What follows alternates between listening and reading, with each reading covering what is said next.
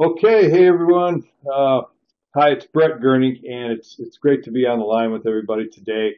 And thanks for tuning in and for watching my video. Listen, I wanted to cut this video. This is in regards to Peter Castleman's new food MLM company, which I am involved with, and very very excited about. And and I talk about this being something that I think has legacy potential. And I've had a few people ask me, why I think that way. And why am I excited, so excited to be a part of this company? Why do I think that it has that, stature of being a potential legacy company? So I've got a little notepad here, and I jotted down a few things. I'm kind of off the cuff on this. I just took a second and jotted a few things down here, and so I'm going to take a few minutes and talk about this. Um, when I was first presented to this company by a friend of mine, I wasn't really looking for anything, but I like to keep my eye on what's going on. And let's face it, we see new stuff hitting every day now. Okay, and some of them look really great, some of them look okay, some of them don't look so good. But a lot of them, and maybe even most of them, the people that are launching the companies have a knack of being able to make them sound really great in the beginning, so it can be very difficult to kind of determine or separate the good from the bad, so to speak. And I'm certainly not an expert at this, but I have been at it for a few years now, and I've been able to pick up a few things that I personally like to look for. Um, and so again, that's what I'm going to talk about here. And this isn't in any particular order because I think that if a company is going to be a legacy company, that it has to be on its game. I mean, every one of these points has to be very strong, maybe equally as strong in order for it to be that great company that we're looking for. So, anyways, when Madison told first contacted me about this, she had a story that got my attention, and these are the things that I heard and that I learned more about as time went on. And of course, the number one thing is the owner of the company, Peter Castleman. I'd say that the owner is pretty important. Who's running this thing. Peter Castleman is a gentleman who, I mean, he has quite a resume. This is a guy who builds billion-dollar companies, many of them. Some of them that he purchased were struggling companies or in trouble companies, and a few of them were companies that were basically nearing or in a bankruptcy type of a situation that he turned around and it turned into thriving billion-dollar companies. And this is what he's done throughout his career. His track record speaks for itself. He's proven himself over and over and over again. And this was a big for me, not just in the corporate world, but also with a network marketing company. So he's familiar with the business model. Okay, so Peter Castleman, and the thing is that somebody like him, he has the resources, he has the connections to pull off something like this. Okay, but he also knows enough to surround himself with a team because I guess he knows that he doesn't know or can't do everything. Okay, and that's my next point. My next point is the team itself, not just the owner, but the team. Okay, or the rest of the team. So he has gone out and he has assembled a corporate team of people who have also vast experience in building, growing, maintaining network marketing companies. Um, they also have proven themselves in this area.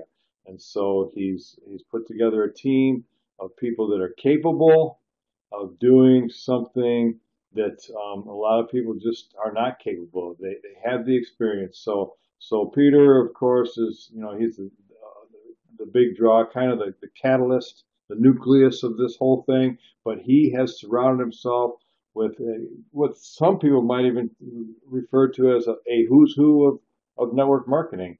They've been there. And another point that I want to make is that a couple of these people have what I call skin in the game. They're heavily invested into the company. So their heart's in it, but more than their heart is in it. Okay, their pocketbook's in it too, and that's a big one for me.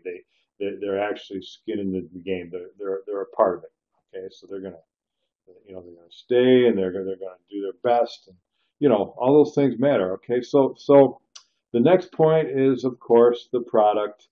Um, we have a product here that I mean, I think they really hit the nail on the head with this thing. Uh, it's very this is a very timely thing. Everybody's becoming or is already aware. In fact, it's probably more timely now than it was even a couple of years ago because there's a lot of awareness going on. Okay, people are aware now of the food situation that we're eating. This whole GMO thing,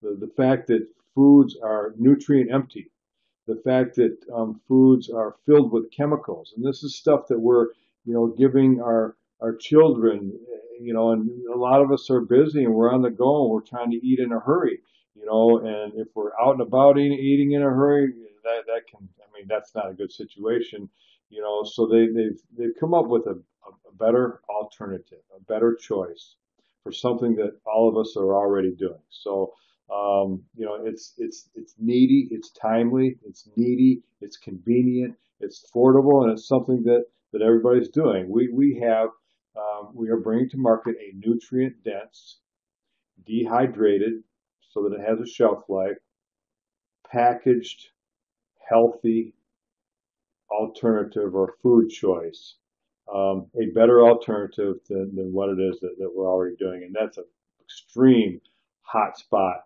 for a lot of people. And I can verify this because I've gotten the word out, and the response that I'm getting to this product is kind of, well, over the moon. So the product's a big hit. There's no doubt in my mind that the product's a big hit.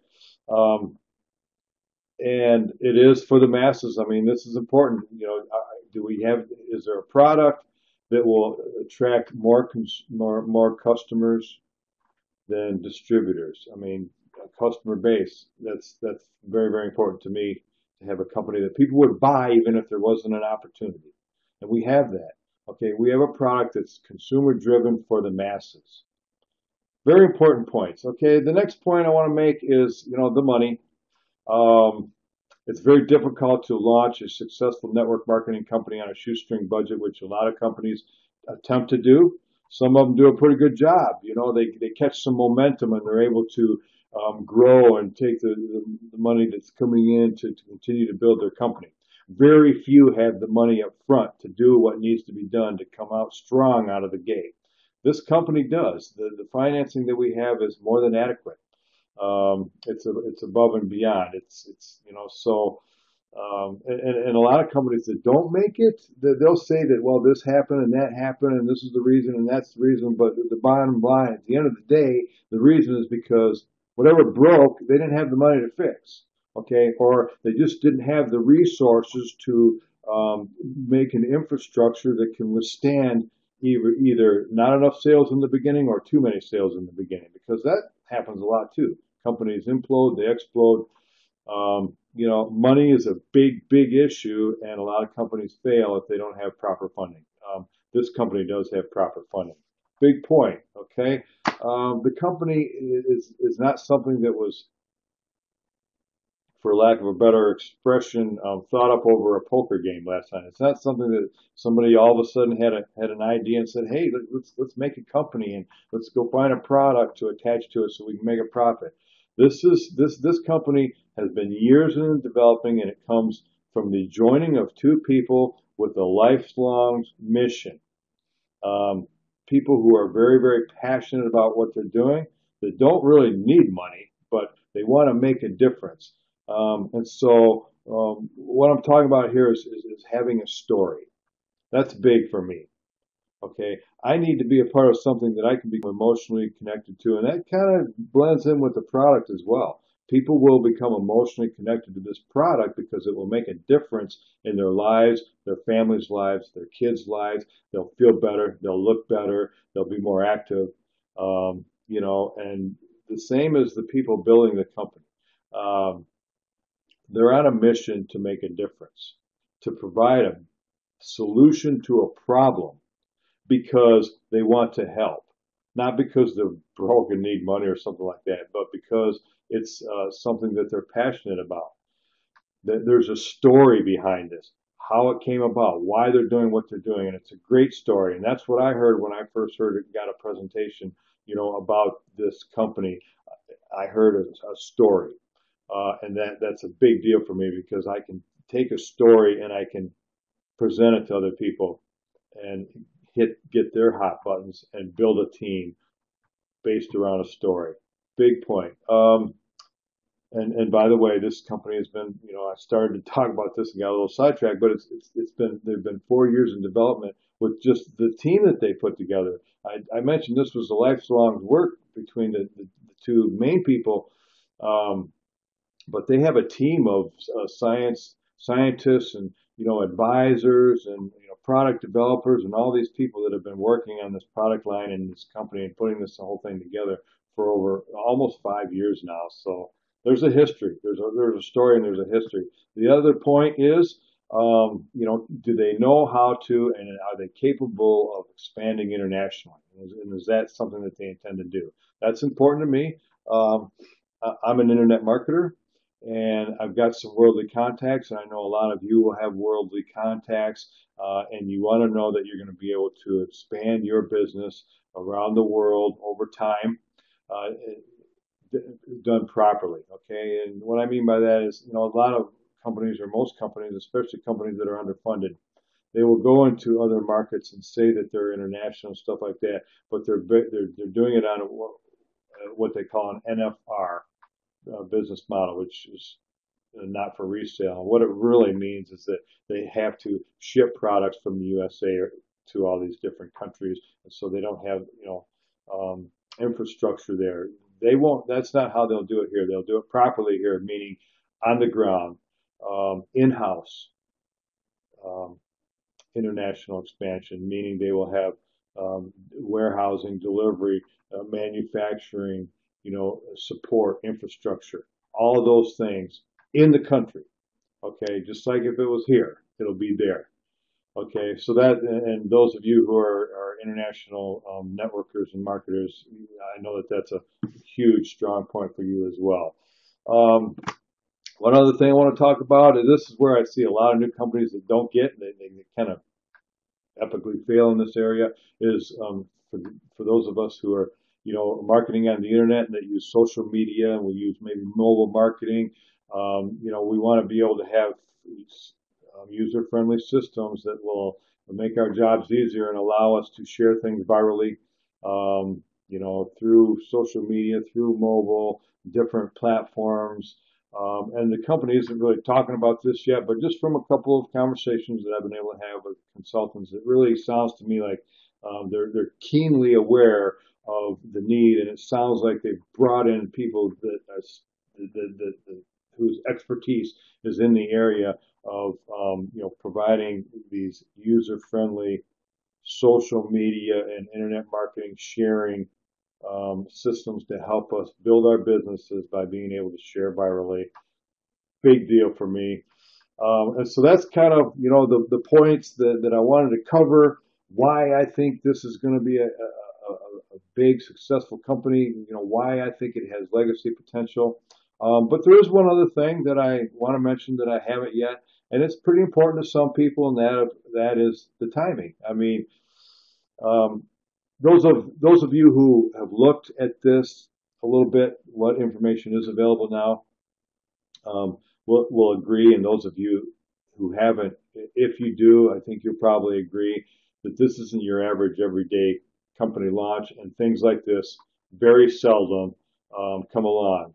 Some say, things like this come along once in a lifetime, and sometimes things like this never come along in somebody's lifetime. And to be able to get the heads up on this and know about something like this before they ever even go into a pre-launch phase, depending on when you're watching this video, right now I think it's October 31st or 30th, about Halloween time. And so right now we're in kind of a pre-launch. Those of us who got the heads up on this, some of us are actually starting to put together teams on paper. Right around November 15th, we will go into an official pre-launch situation where people will be able to officially, build and sign people up and grow their teams. Okay, so the timing, huge factor. I don't want to overhype this, but people talk about ground floor opportunities and stuff like that. Some of us believe this could be one of the bigger launches of the decade. I believe that. I believe this company has legacy potential, and I don't take that lightly because I've seen a lot of companies come and go, and I've seen a lot who have made some pretty remarkable statements.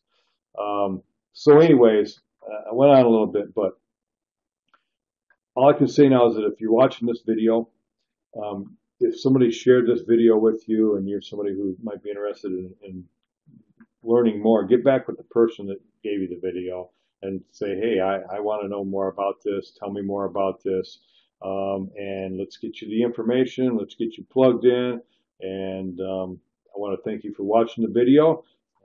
And we'll see you next time on the next video, the next newsletter. So long, everyone, and have a great day. Bye.